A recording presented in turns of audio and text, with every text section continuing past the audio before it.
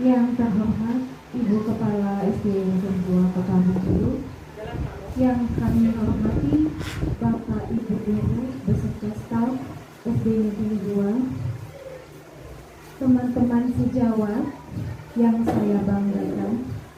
Assalamualaikum warahmatullahi wabarakatuh. Waalaikumsalam warahmatullahi wabarakatuh.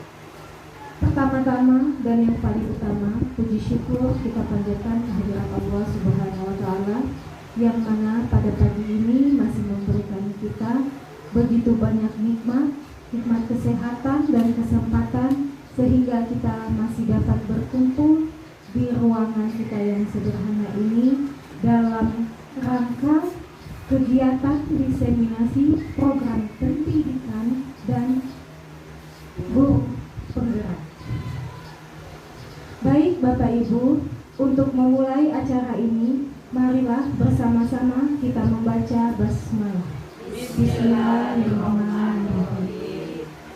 Selanjutnya menyanyikan lagu Indonesia Raya yang akan dipimpin oleh Ibu Dwi Tenti Oktarina SPD. Kepada Ibu Dwi disilahkan dan kepada Bapak Ibu mohon berdiri.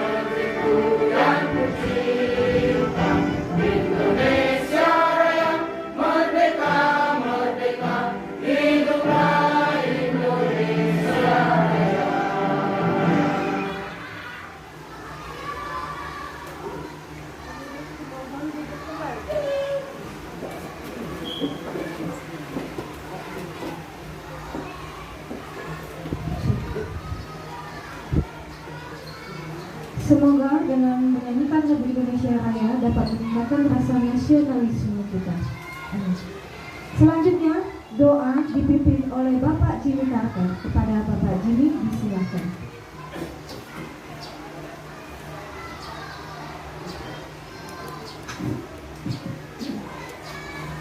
Assalamualaikum warahmatullahi wabarakatuh. Waalaikumsalam warahmatullahi wabarakatuh.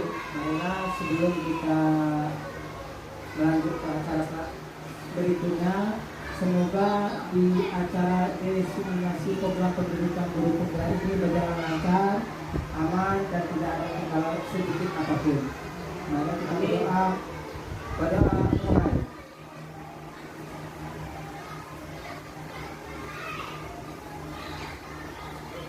Bismillahirrahmanirrahim. Allahumma sholli ala sayyidina Muhammad wa ala ali sayyidina Muhammad. Allahumma sholli wa liwalidayya wa rahmina kama barakna sayyidina. Allahumma sholli wa liwalidayya wa liwalidayya yawma yaqumu hisab. Allahumma hdina siratal mustaqim siratal ladzina an'amta 'alaihim ghairil maghdubi 'alaihim waladdallin amin. Rabbana la tuzigh qulubana ba'da idh hadaytana wa hab lana min ladunka rahmatan innaka antal wahhab. Rabbana amanna faghfir lana dhunubana wa qina adzabannar. Rabbi hab li min ladunka zurriyyatan thayyibatan innaka sami'ud du'a.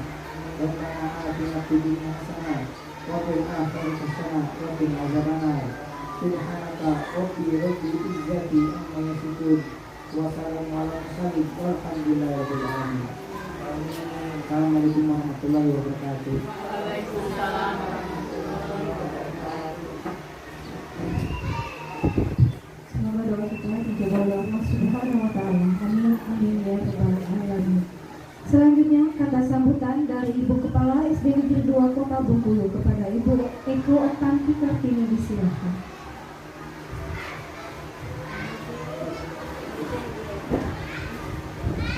Bismillahirrahmanirrahim.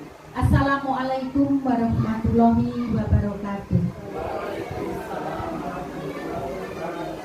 Bapak Ibu guru beserta staf SD Negeri 2 Kota Bengkulu yang saya hormati, pertama dan utama marilah kita panjatkan puji dan syukur kehadirat Allah Subhanahu wa taala karena berkah nikmat sehat sehingga kita pada hari ini bisa bersama-sama berkumpul di ruangan kelas 4B ini dalam rangka berkolaborasi, kita mendukung kegiatan yang akan dilangsungkan oleh sahabat, teman, rekan, dan keluarga kita yang saat ini beliau adalah dalam program pendidikan guru penggerak.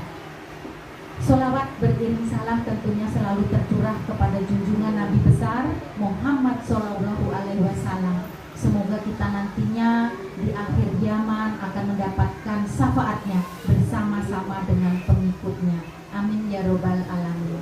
Bapak Ibu yang saya hormati, sungguh ini merupakan kesempatan dan waktu yang sangat-sangat berharga, sekalipun ini adalah tidak terjadwal secara rutin, namun ini merupakan program yang diikuti oleh sahabat teman kita dalam rangka diklat ya Bapak Ibu, mengikuti program guru penggerak. Ini jadikan kita sebagai motivasi Bapak Ibu untuk kita semua, karena di era yang saat ini bahwa dengan kurikulum Merdeka Mengajar, guru dituntut untuk bisa menciptakan, merangkul siswa, mengkondisikan siswa dengan era yang saat ini begitu dahsyatnya perkembangan, yaitu era digital. Dan bahkan dalam beberapa penyusunan program sekolah itu pun sudah ke arah berbasis data. Dan semuanya itu akan terekam Bapak Ibu di aplikasi yang harus, dan ini harus Bapak Ibu semua kita sebagai insan pendidik dan keluarga warga sekolah itu kita harus berada di dalam aplikasi Merdeka Mengajar yang di dalamnya ada TNM. Jadi Bapak Ibu sekolah itu akan diakui, akan dilihat dan dicatat, memilih kategori mana IKN yang kita pilih, itu akan terlihat di IKN ini. Dan alhamdulillahnya sekolah kita ada teman kita yang menjadi penggerak itu semua, yaitu Ibu Evi yang saat ini mengikuti program itu. Syukur alhamdulillah Bapak Ibu, tidak semua sekolah ada teman yang berada dalam posisi Bu Evi ini saat ini. Jadi Bapak Ibu ini yang muda-muda jangan ragu, jangan takut, dan jangan malas, dan selalu kepo untuk perkembangan dunia pendidikan saat ini. Jadi tidak ada lagi keluhan yang mengatakan tiap menteri ganti kurikulum. Nah, ada dasar yang sangat-sangat valid mengapa IKN ini diluncurkan, yaitu mengikuti, menyiapkan siswa-siswa untuk era digital yang sedemikian itu. Barangkali itu Bapak Ibu, terima kasih Bu Evi sudah melibatkan kita semua untuk nantinya bisa bersama-sama kita menerima materi yang akan disampaikan oleh Ibu Evi ini. Sungguh SD 2 juga berharap nantinya juga bisa dipandang orang tidak saja melalui mata, oh ini SD 2, tapi juga melalui aplikasi. Itu yang utama.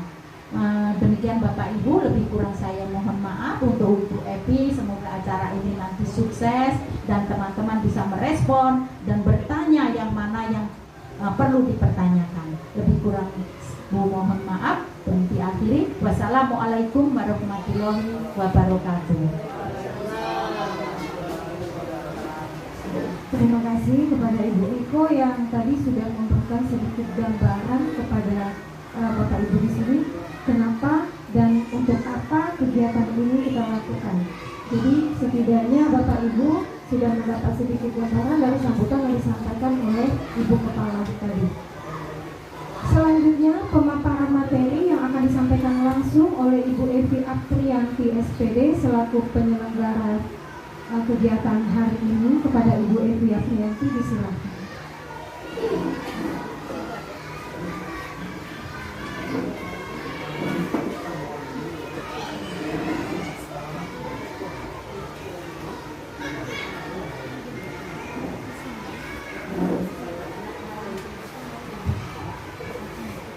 Bismillahirrahmanirrahim. Assalamualaikum warahmatullahi wabarakatuh. Yang terhormat Ibu Kepala Sekolah SD Negeri 2 Kota Bengkulu, Ibu Eko Koptantika SPD. Yang saya hormati Bapak Ibu seluruh Dewan Guru beserta staf tata usaha SD Negeri 2 Kota Bengkulu. Selamat pagi dan salam sejahtera bagi kita semua. Alhamdulillah, selalu kita panjatkan puji dan syukur kita kepada Allah Subhanahu wa Ta'ala, karena berkat rahmat beliaulah kita masih diberi kesehatan dan kesempatan sehingga kita dapat berkumpul di ruangan ini untuk melakukan kegiatan desiminasi modul 1.4 budaya positif. Salawat beriring salam tidak lupa juga selalu kita curahkan kepada Nabi besar kita, Nabi besar Muhammad SAW. Semoga nanti kita mendapatkan syafaatnya di yaumil akhir nanti. Amin, amin ya robbal alamin. Bapak Ibu, pertama saya mengucapkan terima kasih terlebih dahulu kepada Bapak Ibu semua, di mana di tengah kesibukan dan kegiatan kita, Bapak Ibu masih meluangkan waktunya untuk memenuhi undangan saya kemarin. Jadi hari ini Bapak Ibu sudah hadir di sini, saya ucapkan terima kasih. Dan kepada Ibu Eko, saya juga ucapkan terima kasih atas dukungannya sehingga kegiatan ini dapat terlaksana. Bapak Ibu, sebelum memulai kegiatan ini, perkenalkan terlebih dahulu, saya Evi Aprianti SPD MPD, merupakan calon guru penggerak angkatan ke-7 dari SD Negeri 2 Kota Bengkulu. Dengan fasilitator saya, itu Bapak Mariono MPD, dan pengajar praktik Ibu Maria MPD. Adapun tujuan saya melakukan kegiatan desiminasi ini, yang pertama, saya ini ingin mengajak Bapak Ibu semua mau bekerja sama agar kita dapat menciptakan budaya positif di sekolah kita. Jika saya yang hanya melaksanakan atau hanya 1 atau 2 orang, maka budaya positif di sekolah kita ini tidak akan terlaksana. Jadi perlu kerjasama dan kolaborasi dari semua warga sekolah. Kemudian yang kedua, sudah sewajarnya ya Bapak Ibu ya, kita sebagai guru, seorang pendidik harus menciptakan budaya positif di lingkungan tempat kita kerja masing-masing. Dan yang terakhir, saya ingin berbagi ilmu. Kurang lebih 2 bulan saya sudah mengikuti pendidikan guru penggerak ini. Jadi pasti ada ilmu dan pengetahuan yang saya dapatkan. Jadi saya ingin berbagi dengan kita semua, karena berbagi itu indah. Jika saya sendiri yang memanfaatkannya, maka tidak akan terlalu berguna. Tetapi kalau berbagi, kemungkinan semuanya pendidikan kita akan maju. Begitu ya Bapak Ibu ya? Oke. Dan satu lagi Bapak Ibu, saya berdiri di sini bukan berarti ya saya ini lebih atau saya lebih pintar. Tapi kita di sini saling berbagi. Jadi kita ini sharing nanti ya Bapak Ibu ya, sharing tentang berbagi tentang pendidikan agar sekolah kita ini lebih maju dari sebelumnya atau lebih baik dari sebelumnya. Yang sekarang lebih baik mungkin untuk berbagi ilmu akan meningkatkan kemampuan kita masing-masing, meningkatkan pengetahuan kita dan untuk sekolah kita terutamanya. Ya Bu ya. Lanjut. Sebelum kita mengenal itu budaya positif, alangkah baiknya kita mengenal dulu tujuan pendidikan. Jadi, menurut Ki Hajar Dewantara, tujuan pendidikan adalah menuntun segala kodrat yang ada pada anak-anak agar mereka mencapai keselamatan dan kebahagiaan yang setinggi-tingginya baik sebagai manusia maupun sebagai anggota masyarakat. Oleh sebab itu, pendidik menuntun tumbuh atau hidupnya kekuatan yang kodrat yang ada pada anak-anak agar dapat memperbaiki lakunya, bukan dasarnya, hidup dan tumbuhnya kekuatan kodrat anak. Jadi Bapak Ibu, ini ada kata menuntun segala kodrat. Nah, menurut Bapak Ibu, menuntun itu kira-kira apa? Membimbing, apalagi? Mengarahkan. Iya benar ya Bapak Ibu ya. Jadi kita sebagai pendidik itu kita hanya membimbing, kita hanya mengarahkan. Kenapa? Karena setiap peserta didik, anak-anak kita itu sudah memiliki kodratnya masing-masing, sudah memiliki karakteristik masing-masing, sudah memiliki jalannya masing-masing dan juga sudah mempunyai cita-citanya dan tujuannya masing-masing. Jadi kita hanya mengarahkan, membimbing anak-anak kita agar mereka mencapai tujuan yang mereka inginkan sesuai dengan cita-cita mereka. Ki Hajar Dewantara juga mengibaratkan kita ini, sekolah ini sebagai lahan pertanian.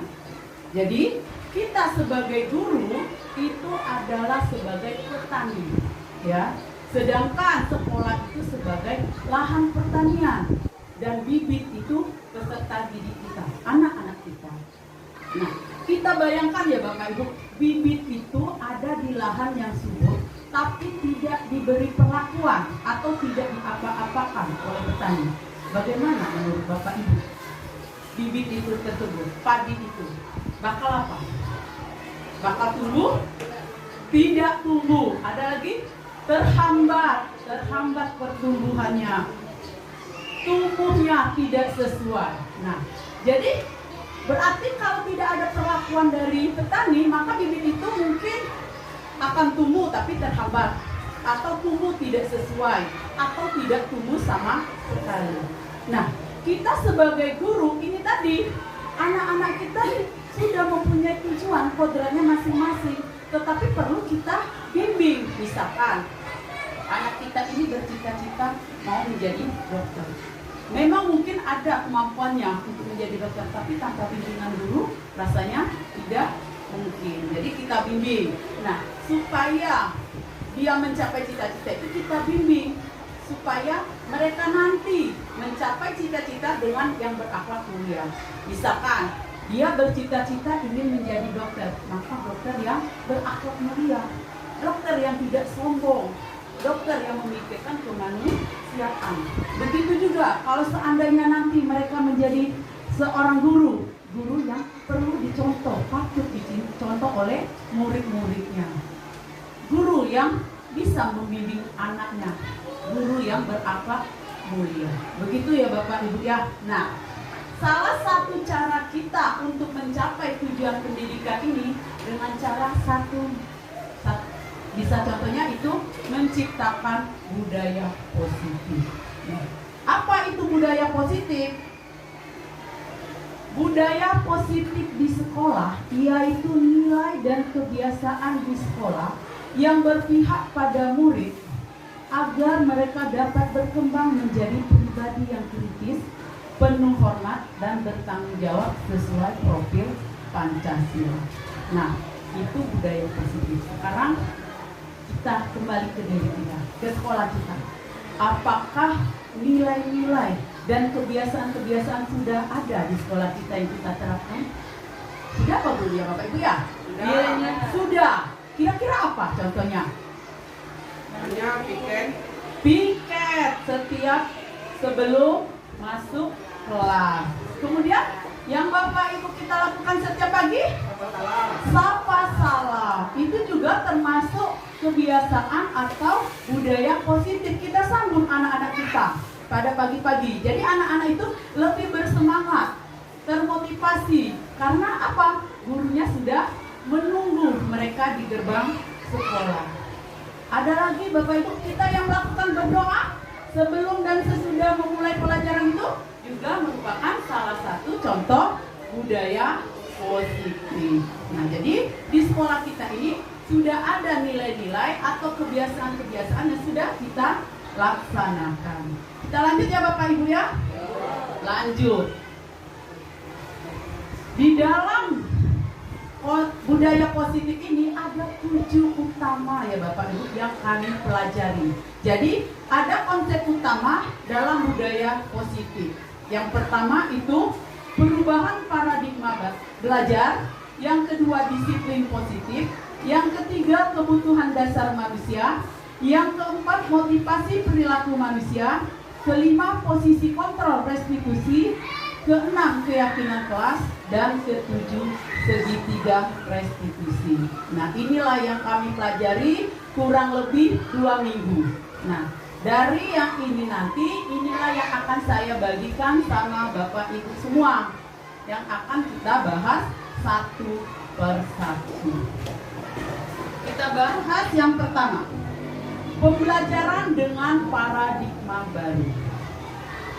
Pembelajaran dengan paradigma baru dirancang berdasarkan prinsip pembelajaran yang terdiferensiasi sehingga setiap siswa belajar sesuai dengan kebutuhan dari tahap perkembangan untuk mewujudkan profil pelajar Pancasila.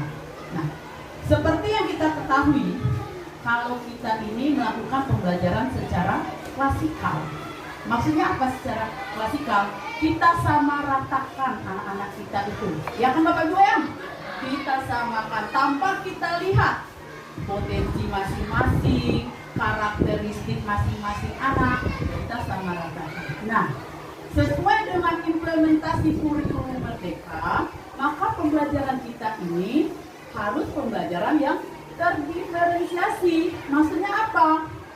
Anak-anak itu kita lihat karakternya masing-masing, kita lihat potensinya masing-masing, sehingga kita tidak bisa lagi menyamaratakan atau pokoknya pembelajaran seperti itulah, sama seperti itu. Antara anak yang ini sama satu kelas, tidak lagi ya Bapak Ibu ya. Kita ganti, kita mulai belajar sama-sama, kita mulai merubah sedikit demi sedikit menjadi pembelajaran yang terdiferensiasi. Satunya apa? Visi kita untuk mewujudkan profil pelajar Pancasila. Masih ingat kan Bapak Ibu? Profil pelajar Pancasila itu ada 6 dimensi, ya? 6 dimensi. Ya, apa itu yang pertama? Ingat? Beriman dan bertakwa serta berakhlak mulia. Alhamdulillah masih ingat. Yang kedua? Berkebinekaan global. Kemudian yang ketiga? Gotong royong. 4? Mandiri, kreatif, berpikir kritis. Ada nyanyinya ya Bapak Ibu ya? Bisa nyanyi? Boleh. Boleh kita nyanyi? Boleh. Biar semangat ya Bu Ega. Ininya nadanya itu becak ya? Iya. Bisa? Ayo, siapa yang bisa? Ayo, Ibu Murti yang pimpin, boleh. Yang lain ikuti nanti. Yang lain ikuti. Mari Bapak Ibu kita sama-sama menyanyikan lagu Profil Pelajar Pancasila. Ini nadanya nada naik becak ya. 1, 2, 3. Pelajar Pancasila beriman dan bertakwa pada Tuhan Yang Esa, berkenan dan mulia, berkenegaraan global, gotong royong mandiri, kreatif dan bernilai kritis.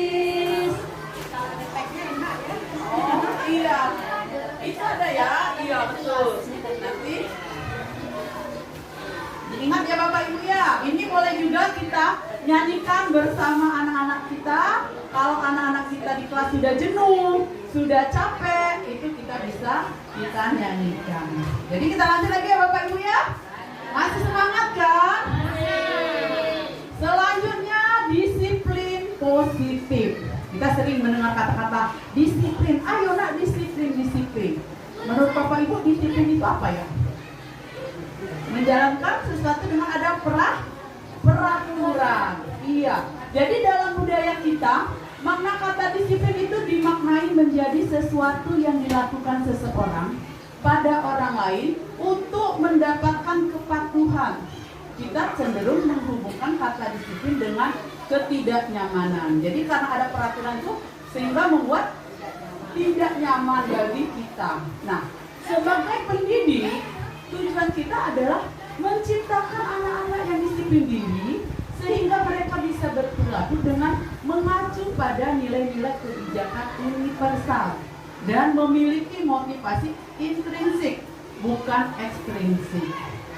Jadi, disiplin positif itu merupakan salah satu cara penerapan disiplin yang bertujuan untuk menumbuhkan kesadaran serta memberdayakan anak untuk melakukan sesuatu tanpa sogokan, tanpa ancaman maupun hukuman. Jadi anak-anak itu diharapkan disiplinnya memang dari hati nuraninya sendiri, dari motivasi dirinya sendiri, memang dari unsur intrinsik, bukan dari ekstrinsik dari luar. Nah, kalau dari luar dia melakukan disiplin itu berarti dia takut, kadang terpaksa, sehingga membuat tidak nyaman. Karena atau juga mereka mau melakukan disiplin karena mau mendapatkan sesuatu, ya, karena ada sorokan tadi ya Bapak Ibu ya. Untuk melaksanakan disiplin tadi ada kebutuhan dasar manusia. Jadi kebutuhan dasar manusia itu ya Bapak Ibu ada 5. Ya. Yang pertama kebutuhan untuk bertahan hidup. Yang kedua kebutuhan ingin dikasih sayang atau dan rasa diterima. Kemudian kebutuhan penguasaan, kebutuhan kebebasan, dan kebutuhan kesenian. Nah, kebutuhan yang pertama, kebutuhan bertahan hidup. Ini merupakan kebutuhan pokok kita, termasuk kebutuhan pokok seperti kebutuhan kita untuk makan, kebutuhan kita akan pakaian, kebutuhan kita akan tempat tinggal. Nah, itu namanya kebutuhan bertahan hidup. Nah, ada lagi kebutuhan kasih sayang dan rasa diterima. Maksudnya apa?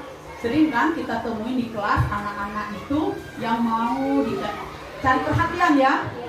Iya, sama ibu gurunya, mau dilihat terus sama ibu gurunya. Kalau kita tidak tegur atau kita tidak dekati, diam saja. Atau dia buat ulah, ya ulah kekacauan biar kita itu lihat. Berarti dia memerlukan kebutuhan akan kasih sayang dan rasa diterima. Kemudian ada kebutuhan penguasaan. Nah, kebutuhan penguasaan ini kebutuhan di mana anak-anak itu ingin berkuasa. Ada kan di kelas kita itu yang mau berkuasa, yang ingin menang sendiri. Nah, itu termasuk berarti murid itu butuh kebutuhan penguasaan. Kemudian kebebasan. Nah, kebebasan ini maksudnya seperti ini Bapak Ibu ya. Anak-anak itu tidak terkekang dengan akan sesuatu, apalagi dalam pembelajaran. Dia ingin bebas. Dia tidak mau kamu tidak boleh seperti ini, kamu tidak seperti ini, tidak seperti ini. Nah, itu berarti kan dia terkekang. Berarti dia butuh kebebasan. Kemudian kalau kesenangan, anak itu tidak mau ya Bapak Ibu. Mungkin anak-anak itu cuman apa? Kerjakan latihan lagi tanpa ada mereka mendapatkan bagaimana pembelajaran yang menyenangkan. Jadi kita buat pembelajaran kita nanti menyenangkan bagi anak-anak peserta didik kita. Jadi mungkin dia hanya diam mengerjakan, tapi di dalam hatinya dia berkata mengerjakan tugas lagi dan lagi. Padahal dia mau sesekali untuk mendapatkan kesenangan bagi mereka. Kita lanjut. Nah, untuk kebutuhan tadi ada motivasi. yang melatar belakangi perilaku manusia. Apa itu motivasi? Motivasi merupakan dorongan yang timbul pada diri seseorang secara sadar atau tidak sadar untuk melakukan suatu tindakan dengan tujuan tertentu. Jadi ada yang melatar belakangi kita melakukan sesuatu. Jadi murid kita itu melakukan sesuatu, ada yang melatar belakangi, ada motivasinya. Mengapa mereka melakukan itu? Nah, ada yang motivasinya untuk menghindari ketidaknyamanan dan hukuman. Mungkin murid melakukan disiplin karena dia takut akan dihukum. Kalau saya tidak disiplin nanti dihukum oleh ibu guru. Saya nanti tidak disiplin, saya akan dimarahi oleh bapak guru. Nah, karena ini dari luar, berarti ini termasuk dalam motivasi ekstrinsik. Kemudian ada juga motivasi untuk mendapatkan imbalan atau penghargaan dari orang lain. Nah, maksudnya bagaimana? Murid melakukan disiplin diri itu karena ia ingin mendapatkan imbalan, karena ia ingin mendapatkan sesuatu dari seseorang. Berarti ini juga merupakan apa? Prinsip motivasi dari ekstrinsik karena masih dari luar. Nah, yang ketiga, motivasi menghargai nilai-nilai kebajikan diri sendiri. Dari diri sendiri. Nah, jadi murid melakukan disiplin diri itu karena ia sadar akan nilai kebajikan dirinya. Karena dari dalam dirinya, maka ini merupakan prinsip dari intrinsik. Jadi memang dari dalam dirinya. Lanjut. Nah, dari tadi kita sekarang melanjutkan ke konsep disiplin dengan identitas gagal. Jadi disiplin itu ada konsepnya yang identitas gagal ya Bapak Ibu ya. Yang mana yang termasuk dalam konsep disiplin identitas gagal? Yaitu hukuman. Ya. Yang kedua penghargaan.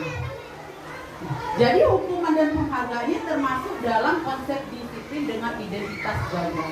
Mengapa? Karena hukuman itu menyakitkan, membuat tidak nyaman. Murid merasa takut. Dan kalau hukuman itu bersifatnya memaksa ya Bapak Ibu ya. Nah, dan juga murid karena takut tadi mendapat hukuman, dia menyembunyikan kesalahannya karena ia takut akan hukuman yang dia dapatkan. Kemudian murid menjadi rendah hati. Penghargaan juga termasuk dalam konsep disiplin dengan identitas gagal. Mengapa? Karena penghargaan itu tidak efektif. Yang kedua, merusak hubungan karena akan menimbulkan sifat iri. Yang ketiga, mematikan kreativitas. Keempat, menghukum dengan sistem ranking. Dan yang terakhir, merampas hak menghargai dirinya. Nah, ini adalah konsep disiplin dengan identitas gagal. Tapi ada juga konsep disiplin dengan identitas sukses di slide selanjutnya. Nah, jadi konsep disiplin dengan identitas sukses itu konsekuensi dan restitusi. Ya, kita sering kan mendengar kata konsekuensi. Konsekuensi ini termasuk dalam konsep disiplin dengan identitas sukses. Tetapi konsekuensi ini penguatannya dalam jangka pendek. Kemudian perlu monitoring berkelanjutan. Lanjut, ada stimulus dan responnya. Kemudian murid menghormati peraturan. Kemudian siswa kehilangan waktu untuk merenungi kesalahan. Walau konsekuensi ini termasuk dalam konsep disiplin dengan identitas sukses, tapi ada yang lebih bagus lagi Bapak Ibu dibandingkan dengan konsekuensi, yaitu restitusi. Restitusi ini mungkin kalau saya sendiri ini juga jarang saya dengar. Saya baru mendengarnya ini pada pendidikan guru penggerak inilah, guru restitusi, baru saya mengetahui. Nah, restitusi itu lebih bagus daripada konsekuensi karena murid bertanggung jawab untuk memperbaiki perilakunya. Kemudian, fokus pada pemecahan masalah jangka panjang, murid menghormati dirinya dan orang lain. Kemudian ada teori kontrol, dirinya memegang kontrol dan murid bersemangat memperbaiki kesalahan. Nah, restitusi ini akan kita lanjutkan pada slide selanjutnya, yaitu tentang pengertian restitusi. Nah, ada konsep di sini pendekatan restitusi. Jadi restitusi adalah proses menciptakan kondisi bagi murid untuk memperbaiki kesalahan mereka, sehingga mereka bisa kembali pada kelompok mereka dengan karakter yang lebih kuat. Ini berdasarkan Gasen 2004. Adapun ciri-ciri restitusi, yang pertama bukan menebus kesalahan, namun belajar dari kesalahan. Selanjutnya memperbaiki hubungannya, kemudian tawaran bukan paksaan. Menuntun untuk melihat ke dalam diri, mencari kebutuhan dasar yang mendasari tindakan, kemudian fokus pada karakter bukan pada tindakan, dan menguatkan dan fokus pada solusi. Nah, restitusi inilah yang kami terapkan di pembelajaran dan sudah saya terapkan di kelas. Nanti ada contohnya pada slide selanjutnya. Ya. Nah, sekarang kita agar lebih mengetahui apa perbedaan kalau kita menyelesaikan kasus itu, ada dengan hukuman, ada dengan konsekuensi, ada dengan restitusi. Biar kita lebih jelas, lebih paham. Oh, tadi kan teorinya. Nah, ini ada contoh. Ada suatu kasus siswa sering tidak mengerjakan PR. Ini yang kita pelajari. Nah, kalau kita sebagai hukuman tadi, guru menghukum siswa tersebut berdiri di depan kelas, ya. Nah, kalau hukuman ya udah tuh guru marah ya Bapak Ibu ya, marah dan murid menjadi lebih takut. Nah, ini kan itu kalau sebagai hukuman. Jadi disiplinnya karena hukuman tadi. Kalau dengan konsekuensi, guru memberikan konsekuensi, dia tetap mengerjakan PR, tapi pada jam mungkin istirahat. Ya, itu kalau dengan konsekuensi. Tapi kita sudah buat nanti anak-anak kalau tidak mengerjakan PR konsekuensinya ini. Jadi kan udah ada aturannya. Jadi anak guru harus tegas dan siswa juga harus menghormati peraturan karena mereka sudah tahu konsekuensinya. Nah, tapi kalau dengan restitusi beda lagi ya Bapak Ibu ya. Guru menanyakan dulu keyakinan kelas.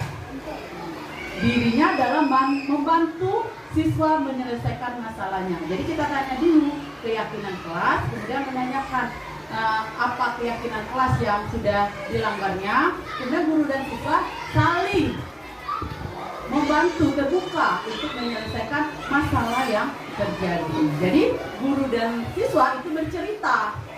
Siswa bercerita dulu mengapa mereka sampai melakukan kesalahan tersebut. Apa keyakinan kelas yang telah siswa itu langgar.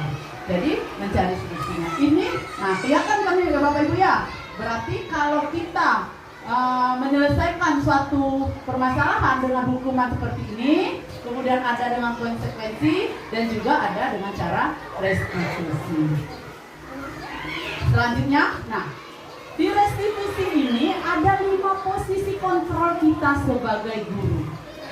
Jadi kita sebagai guru ini di restitusi ada 5 posisi kita ya Bapak Ibu ya. Yang pertama guru sebagai penghukum. Yang kedua ada yang sebagai teman. Guru sebagai pembuat rasa bersalah. Dan guru juga ada yang bersifat pemantau, ada yang manajer. Nah, sebelum penjelasan selanjutnya, kira-kira kita ini ada di mana ya Bapak Ibu ya? Penghukum. Ada yang sebagai teman, ada yang sebagai penghukum, ada yang sebagai pembuat rasa bersalah. Nah, Pak Eko pembuat rasa bersalah. Belum ada yang sebagai pemantau atau manajer? Belum. Ada tapi tak Ada, tapi tidak tersirat ya. Oh, kita sudah sebagai manajer. Nah, kita lihat ya Bapak Ibu ya, yang bagaimana guru sebagai penghukum dan guru sebagai manajer tadi. Nah, ini ada contoh ya Bapak Ibu, penerapan 5 posisi kontrol kita sebagai guru. Jadi kalau sebagai penghukum, guru ini bilang begini, misalkan ada siswa yang sering datang terlambat, patuhi ya aturan sekolah. Nah, kalau tidak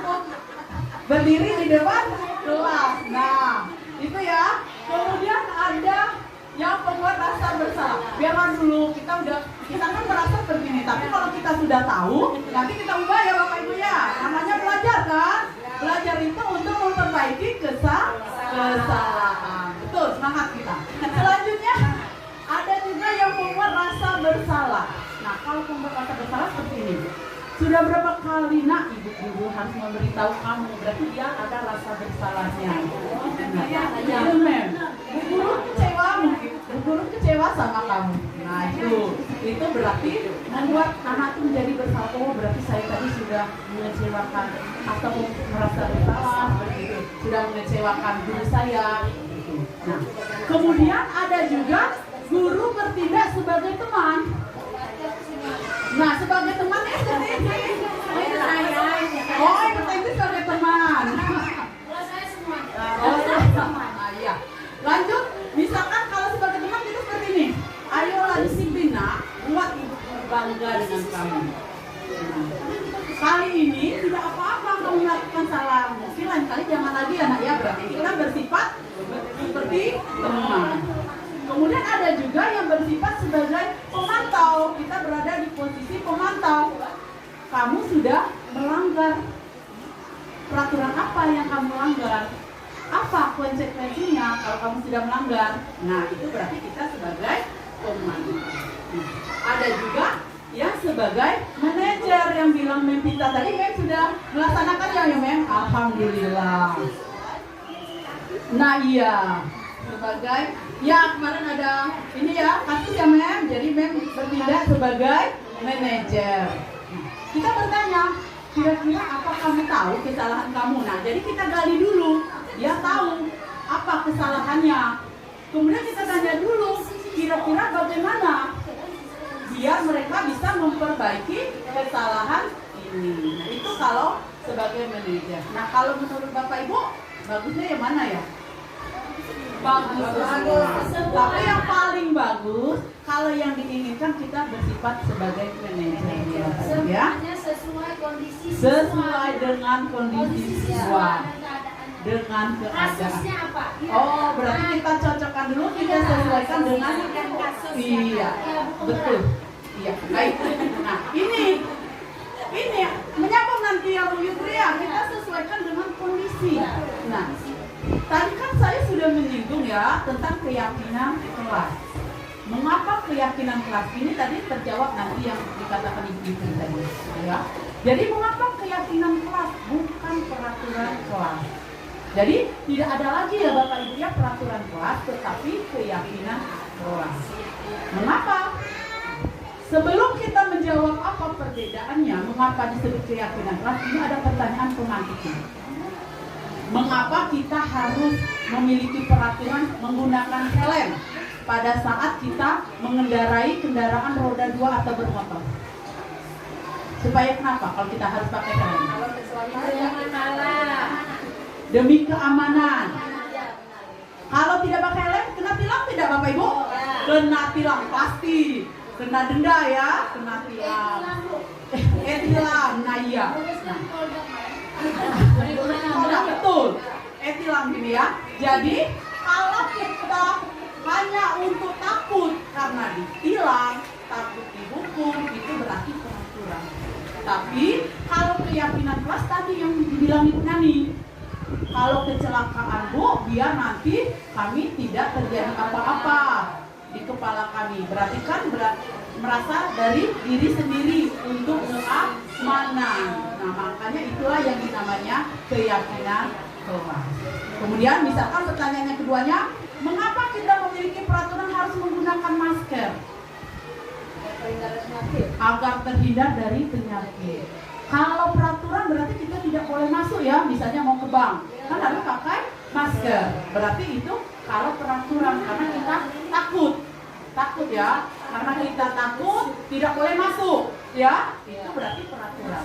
Tapi kalau kata Ibu Nani tadi, kami biar jaga kesehatan, itu kan dari keyakinan diri sendiri. Makanya beda ya Bapak Ibu ya, peraturan dengan keyakinan. Kalau keyakinan itu berarti dari diri sendiri.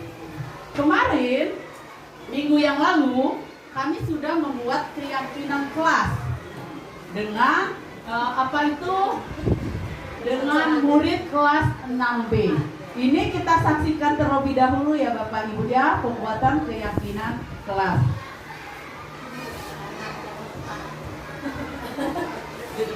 Assalamualaikum warahmatullahi wabarakatuh. Waalaikumsalam warahmatullahi wabarakatuh. Apa kabar kalian hari ini? Baik. Sesuai dengan janji kita kemarin, kalau kali ini kita akan membuat keyakinan kelas. Apa itu keyakinan kelas? Apakah ada dari kalian yang sudah tahu? Belum. Nah, sekarang Ibu akan menjelaskan apa itu keyakinan kelas. Jadi keyakinan kelas itu sebenarnya sama dengan peraturan seperti tata tertib. Kalau di sekolah kita punya peraturan dan tata tertib sekolah kan? Nah, kelas kita pun buat nabi juga harus memiliki peraturan, tetapi dalam bentuk keyakinan kelas. Apa bedanya Bu antara keyakinan kelas dengan peraturan kelas? Kalau keyakinan kelas kita buat berdasarkan kesepakatan kita bersama, ya. Kenapa dinamakan keyakinan kelas? Diharapkan kalau dengan keyakinan kelas berarti kalian merasa yakin di dalam diri kalian masing-masing, sehingga kalian akan melakukan keyakinan kelas dengan penuh tanggung jawab. Ya, nak ya? Lebih dari keyakinan kelas? Apa saja yang melakukan keyakinan kelas? Misalkan kelas kita mau kalau dalam belajar tidak ribut atau tidak mencontek waktu ulangan, ya kan? Kalau di dalam ulangan terlibat yang melirikan mencontek temannya, kita harapkan kelas kita tidak ada yang mencontek. Tetapi dibuatnya jangan dalam kata tidak boleh mencontek, tetapi dengan kata-kata positif. Kalau tidak mencontek itu berarti apa kita nak? Jujur. Berarti keyakinan kelas kita jujur. Contoh yang lain lagi, misalkan kita tidak boleh membuang sampah sembarangan, sehingga diharapkan kelas kita menjadi bersih, rapi seperti yang saat ini. Tetapi kita tidak boleh membuat kata-katanya jangan membuang sampah sembarangan, dilarang. Itu tidak boleh ya, itu kata-kata negatif. Kalau ada kata-kata tidak, dilarang itu negatif. Tapi kalau keyakinan kelas itu menggunakan kata-kata positif. Apa kalau berarti tidak membuang sampah sembarangan? Menjaga kebersihan. Itu keyakinan kelas kita. Ada lagi misalkan ada teman kita yang tidak datang terlambat. Padahal keyakinan kelas kita tidak boleh datang terlambat. Kalau tidak datang terlambat apa berarti? Harus disiplin. Jadi keyakinan kelas kita disiplin. Paham apa tidak? Ngerti apa tidak? Kalau paham, Ibu akan membagikan kalian satu orang satu kertas blok-blok. Satu orang satu menuliskan apa saja yang kalian harapkan di kelas kita ini. Ya, kalian tuliskan saja satu. Paham? Sudah bisa dilaksanakan? Kalau sudah, Ibu bagikan kertasnya ya. Oke, kita kerjakan sekarang ya.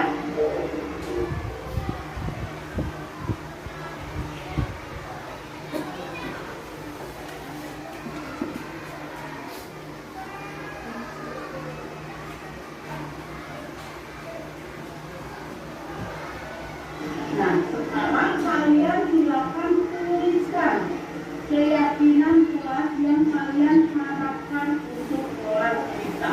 Dipersilakan ya anak, mulai dari sekarang.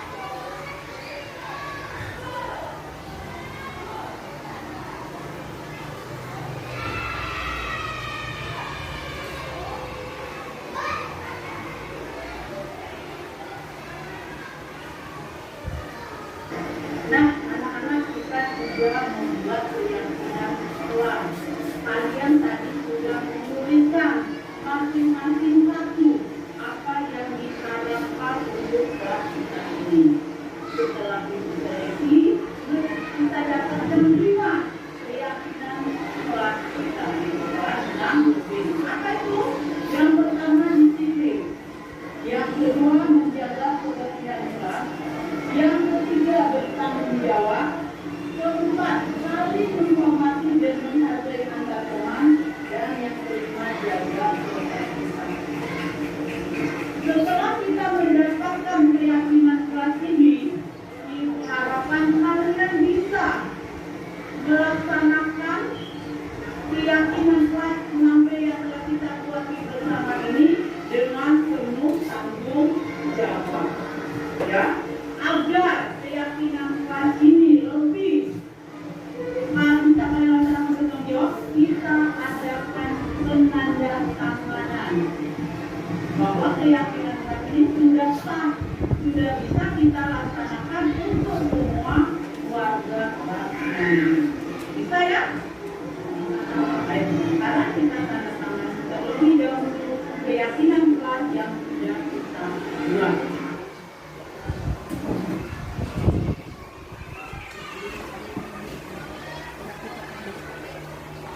Ketok, tapi ketok mau Bu keluar tadi.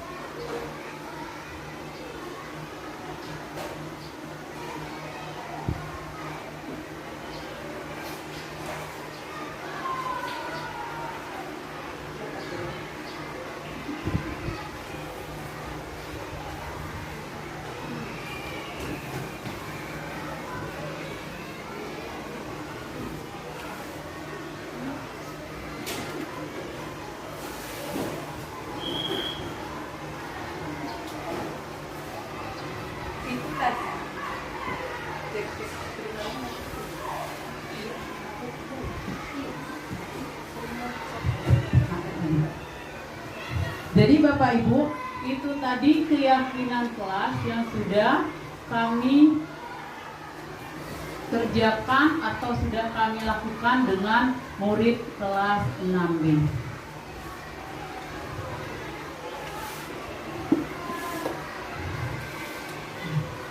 Bagaimana pembentukan keyakinan kelas itu? Yang pertama, keyakinan kelas itu lebih abstrak dari peraturan. Kemudian berupa pernyataan universal dan dibuat dalam bentuk positif. Maksudnya dibuat dalam bentuk positif itu kita tidak boleh menggunakan kata-kata negatif seperti tidak boleh buang sampah sembarangan atau jangan ribut seperti itu. Itu tidak boleh, itu berarti kata-kata negatif. Tapi kita menggunakan kata-kata dalam bentuk positif, berarti menjaga kebersihan seperti itu. Tidak boleh datang terlambat, berarti disiplin waktu. Seperti itu ya Bapak Ibu ya. Kemudian sedikit saja ya Bapak Ibu ya, agar mudah diingat oleh anak-anak. Jadi kalau banyak itu nanti anak-anak kesulitan untuk mengingatnya. Kalau sulit untuk mengingat berarti mereka tidak bisa melaksanakan keyakinan kelas yang telah dibuat. Selanjutnya, dalam pembuatan keyakinan kelas kita harus melibatkan seluruh siswa kita. Jangan kita ambil beberapa orang saja yang kita untuk membuat keyakinan, tapi memang seluruh anak-anak kita. Jadi anak-anak kita menyampaikan apa yang mereka inginkan untuk kelas mereka. Nah, setelah anak-anak menyampaikan, mungkin ada yang sama antara anak yang si A dan si B, kita seleksi. Jadi yang sama itu kita ambil satu saja. Kemudian yang tadi yang Ibu Yutri bilang, harus disesuaikan dengan kondisi kelas kita masing-masing dan sekolah kita. Jadi mungkin keyakinan kelas yang dibuat 6B tidak akan sama dengan keyakinan kelas dengan kelas 6A, walau sama-sama kelas 6. Kelas 5 mungkin beda dengan kelas 4. Jadi kita sesuaikan dengan apa yang siswa mau. Jadi disesuaikan dengan kondisi kelas kita masing-masing, tidak harus sama. Jadi kita tanyakan dulu dengan anak-anak kita sehingga kita bisa membuat keyakinan kelas. Selanjutnya ada segitiga restitusi. Segitiga restitusi ini adalah salah satu cara untuk memecahkan masalah dengan menggunakan segitiga restitusi. Jadi ada 3. Kalau kita ada menemukan masalah, kita selesaikan masalah tersebut dengan segitiga restitusi. Yang pertama, kita menstabilkan identitas terlebih dahulu. Kemudian, yang kedua, validasi tindakan yang salah. Kemudian, menanyakan keyakinan kelas. Maksudnya menstabilkan identitas itu bagaimana? Kita semua akan melakukan hal yang terbaik yang bisa kita lakukan. Jadi, kalau anak membuat kesalahan, jadi kita stabilkan dulu kesalahannya itu, kita tanyakan dulu. Kemudian validasi tindakan yang salah, kita validasi apa alasan mereka melakukan kesalahan itu. Jadi kita validasi apa kesalahannya. Kemudian baru menanyakan keyakinan kelas. Nah, dalam menyelesaikan masalah menggunakan segitiga restitusi, kami guru penggerak juga membuat skenario 2 kasus di sekolah kita atau yang sering kita temui di kelas, dan kita menyelesaikannya dengan segitiga restitusi.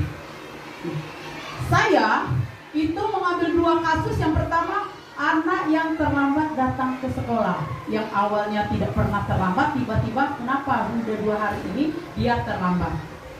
Ini contoh keyakinan kelasnya ya Bapak Ibu ya. Segitiga restitusi. Kasus yang pertama.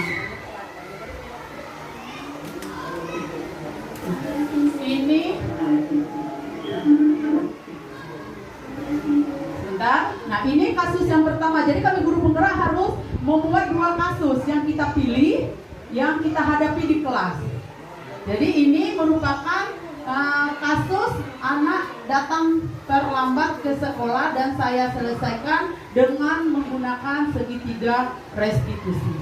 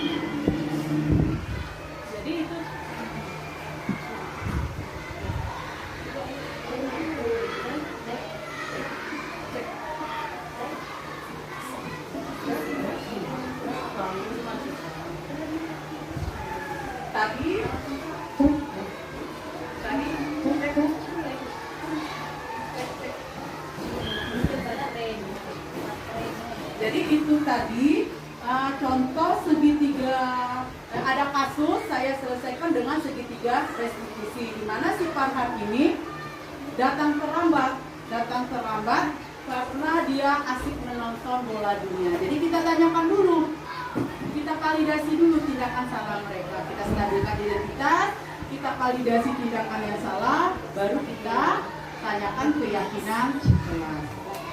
Kemudian ada satu kasus lagi ya Bapak Ibu ya. Ada satu kasus lagi yang saya selesaikan dengan menggunakan segitiga restitusi.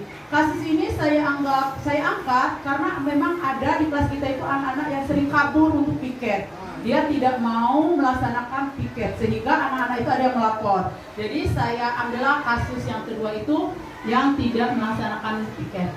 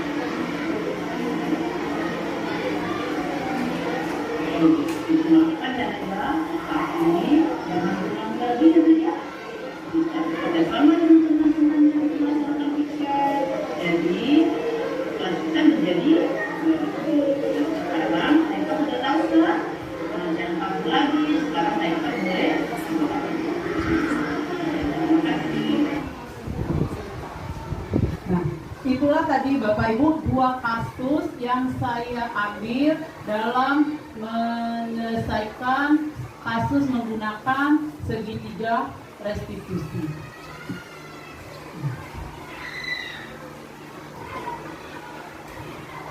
Ini sudah di akhir ya Bapak Ibu ya. Jadi penerapan program disiplin positif ini hendaknya kita guru memiliki standar kepribadian profesional dan sosial yang baik, di mana guru mampu berefleksi pada posisi kontrolnya saat ini. Bagaimana perjalanan dirinya sebagai seorang among, posisi manajer yang menuntun murid-murid kita menjadi insan yang mandiri, merdeka, dan bertanggung jawab sesuai dengan standar nasional pendidikan. Nah, semoga sesi belajar kita hari ini membawa manfaat bagi kita semua, sehingga kita dapat mewujudkan pelajar berprofil Pancasila. Salam merdeka belajar. Demikianlah Bapak Ibu pemaparan materi dari saya. Saya ucapkan terima kasih perhatiannya, dan kalau ada salah dalam penyampaian materi ini, saya mohon maaf, dan kepada Allah saya mohon ampun. Saya akhiri dengan mengucapkan wabillahi taufiq wal hidayah. Wassalamualaikum warahmatullahi wabarakatuh. Dan saya kembalikan ke moderator. Baik, terima kasih Bu Estri, luar biasa pemaparan materinya. Ya Bapak Ibu, ini mengenai aksi nyatanya ya Bu Evi, aksi nyata dalam menyebarkan pemahaman dan pengalaman penerapan budaya positif, itu juga yang diangkat oleh Ibu Evi. Dan tadi sudah dipaparkan semua bagaimana tujuan pendidikan kita menurut Ki Hajar Dewantara ya Bapak Ibu, dan apa saja budaya-budaya positif yang dapat kita implementasikan kepada anak didik kita di dalam kelas. Dan yang paling menarik tadi saya selaku moderator tentunya ini mengenai tadi apa ya, restitusi ya. Saya pun baru mendengar ya Bu ya, restitusi ya. Itu sebenarnya memang tipis sekali perbedaannya ya Bu Evi dengan apa yang sudah kita lakukan di dalam kelas. Nah, seperti lima apa tadi budaya positif tadi yang kita terapkan, kita guru selaku pemberi hukuman, terus pembuat rasa bersalah sebagai teman, itu sebenarnya sudah semua kita lakukan, apalagi menjadi seorang manajer bagi anak didik kita. Dan saya pun merasa sudah melaksanakan itu semua, tetapi memang ada tahap-tahap yang mungkin peran kita yang kita perankan dalam 5 itu tadi yang mungkin ada di beberapa siswa yang berhasil dan ada di beberapa siswa yang tidak bisa kita terapkan itu. Jadi seperti itu Bapak Ibu. Jadi kita tetap fleksibel ya Bapak Ibu dalam pelaksanaan di dalam kelas, hanya saja tetap mengangkat budaya positif dan cara positif dengan bahasa tentunya juga yang positif kepada anak didik kita. Seperti itu ya Bu Evi. Itu yang dapat saya simpulkan. Bapak Ibu mungkin ada kita buka sesi tanya jawab dulu, mungkin ada 1 atau 2 pertanyaan dari Bapak Ibu yang ingin disampaikan langsung ya kepada narasumber, dalam hal ini Ibu Evi Aprianti. Disilakan. Oke, Ibu Nani silakan. Silakan.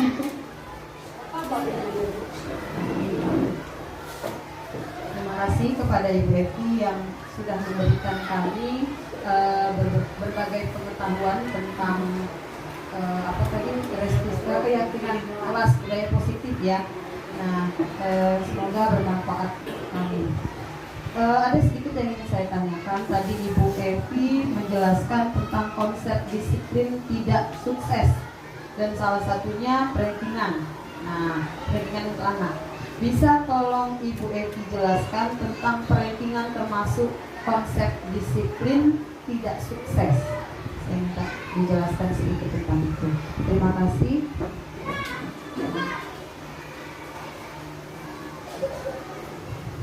Baik, terima kasih Bu Nani atas pertanyaannya. Nanti seperti yang saya bilang tadi ya Bapak Ibu ya, kita kan berkolaborasi, berdiskusi. Jadi kalau ada teman-teman yang ingin menambahkan atau ada penyampaian saya yang ada yang salah dalam menjawab pertanyaan Ibu Nani tadi, namanya berdiskusi berarti kita sambil memperbaiki ya Bapak Ibu ya. Jadi salah satu konsep disiplin tidak sukses itu tadi adalah perankingan. Mengapa perankingan itu termasuk dalam konsep disiplin tidak sukses? Seperti itu ya Ibu Nani ya? Oke, sebentar. Kita lihat dulu slide-nya ya Bapak Ibu ya. Nih. Penghargaan di mana menghukum dengan sistem ranking. Sebenarnya Bapak Ibu di dalam kurikulum implementasi kurikulum Merdeka tidak ada lagi ya Bapak Ibu ya. Kita tidak mencantumkan lagi perankingan. Kenapa perankingan itu tidak boleh menghukum anak? Karena seperti ini, bagi anak-anak yang menjadi juara 1 itu menjadi beban bagi mereka Bapak Ibu ya. Jadi kalau seandainya nanti dia tidak dapat lagi juara 1, nanti saya dimarahin orang tua. Kalau saya tidak dapat nanti diejek oleh teman-teman, berarti saya lebih bodoh dari sebelumnya itu ya Bapak Ibu ya. Begitu juga dengan yang mendapat ranking terakhir. Bukan hanya saja yang dapat ranking 1, ranking terakhir juga merasa, oh berarti saya ini bodoh, saya jauh dari teman-teman saya. Orang tuanya juga berpikir, oh anak saya ini berarti tidak sama dengan anak-anak yang lain, berarti saya ini gagal dalam mendidik. Jadi anak itu kalau yang dapat ranking 1 biasanya orang tua harus belajar, kan harus menciptakan disiplin itu. Makanya perankingan ini bersifat menghukum seperti itu. Jadi termasuk kalau disiplin dia termasuk dalam identitas gagal karena anak itu merasa tertekan ya Bapak Ibu, menjadi beban. Jadi di dalam implementasi kurikulum Merdeka memang perankingan itu tidak boleh lagi kita cantumkan di rapor Begitu ya Bapak Ibu ya. Nah, begitu juga penjelasan dari saya. Mungkin ada teman-teman yang lain yang ingin menambahkan. Apa sudah cukup Ibu Nani? Sudah. Begitu saja jawaban dari saya. Terima kasih Ibu Nani atas pertanyaannya. Kembali lagi kepada moderator. Oke, baik Ibu Nani, bagaimana sudah jelas ya. Jadi memang betul-betul Bapak Ibu perankingan itu memang suatu sebenarnya dalam segi positifnya ya Bu Evi, memang ada persaingan dan motivasi bagi anak-anak. Karena memang saya merasa itu anak saya di sekolah IT memang tidak ada perankingan sama sekali dan tidak juga diumumkan di lapangan. Nah, jadi waktu pembagian rapor memang itu bertanya-tanya para wali murid pembedanya apa anak-anak ini. Sehingga setelah melihat rapor tuh rata-rata nilainya 199, 98 itu kami mengakui itu. Dan di karakter pun anak-anak hampir sama juga. Hampir sama juga. Memang mereka berprinsip setiap anak punya kelebihan masing-masing. Ya memang seperti itu. Dan tapi kami selaku orang tua belum bisa melihat di mana sisi motivasinya bagi anak. Jadi saya ingin tanya satu saja. Jadi sisi positifnya tidak ada perankingan itu bagi anak. Oke, saya terima tadi Ibu Evi mengatakan anak tersebut tidak merasa terbebani. Oke Bapak Ibu ya, bagi anaknya. Dan bagi anak yang lain pun juga mereka tidak merasa rendah diri. Tidak merasa rendah diri dengan tidak adanya perankingan ini. Nah, tapi bagi orang tua mungkin ya ada satu kebanggaan sendiri apabila anak mereka mendapatkan ranking dan tidak juga menjadi suatu tuntutan sebenarnya. Bagi beberapa orang tua tidak menjadi suatu tuntutan anak saya harus ranking. Sebenarnya tidak. Hanya saja mereka ingin melihat sejauh mana kemampuan anak mereka. Seperti itu Bu Evi. Bisa dikasih pencerahannya? Baik, Mem. Jadi dalam perankingan itu sebenarnya kalau di swasta memang tidak ada lagi, Mem. Jadi perankingan itu sebenarnya cuma budaya, kebiasaan kita dari zaman dahulu. Jadi kalau anak kita tidak dapat ranking, tanya dapat ranking berapa? Maka seperti itu. Sebenarnya inilah tugas kita sebagai guru. Selain dengan anak, kita ada dengan orang tua. Nah, jadi kita sebagai guru boleh konsultasi dengan orang tua atau kita ada kerjasama dalam menciptakan budaya positif ini dengan orang tua. Jadi pada saat menciptakan budaya positif, ada kita bersama orang tua. Nah, di sanalah orang tua belajar bersama guru melihat kemampuan anak masing-masing. Dan guru juga harus selalu berkonsultasi dengan orang tua. Apa pencapaiannya? Apa yang tidak dicapainya? Jadi kita sebagai guru juga punya beban ini ya Bapak Ibu ya. Punya tugas dengan orang tua yang orang tuanya merasa harus anaknya itu mendapat ranking, harus ditulis. Nah, mungkin ini sedikit demi sedikit nanti kita ajarkan, kita beri sosialisasi sama orang tua tentang perankingan ini, sehingga orang tua itu tidak lagi sibuk atau bertanya dengan sistem perankingan tadi. Jadi memang harus ada kerjasama antara orang tua dengan guru. Jadi dalam menciptakan budaya positif nanti kita bisa memanggil orang tua. Begitu ya Mem ya, itu pencerahan dari saya atau sedikit diskusi kita. Baik Ibu Evi, ya itu solusi yang tepat sekali sepertinya ya Bu Evi. Karena memang orang tua yang perlu kita sosialisasikan kenapa perankingan ini tidak dilakukan seperti itu Bapak Ibu. Oke, baik. Apakah ada pertanyaan lagi? Oh, Ibu Murti, silakan.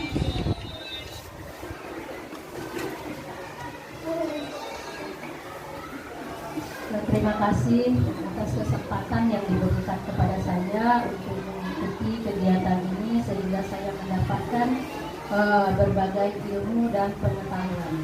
Selamat kepada Ibu Evi yang sudah mengikuti kegiatan calon guru penggerak. Mudah-mudahan kami semua juga bisa mengikuti kegiatan guru penggerak ini. Saya ingin berdiskusi dengan Ibu Evi tentang 5 posisi kontrol kita sebagai guru. Dari 5 posisi kontrol kita sebagai guru, menurut Ibu mana yang paling tepat bagi kita? dan pernah di posisi kontrol mana yang Ibu sudah laksanakan. Mohon pencerahannya untuk kami semua.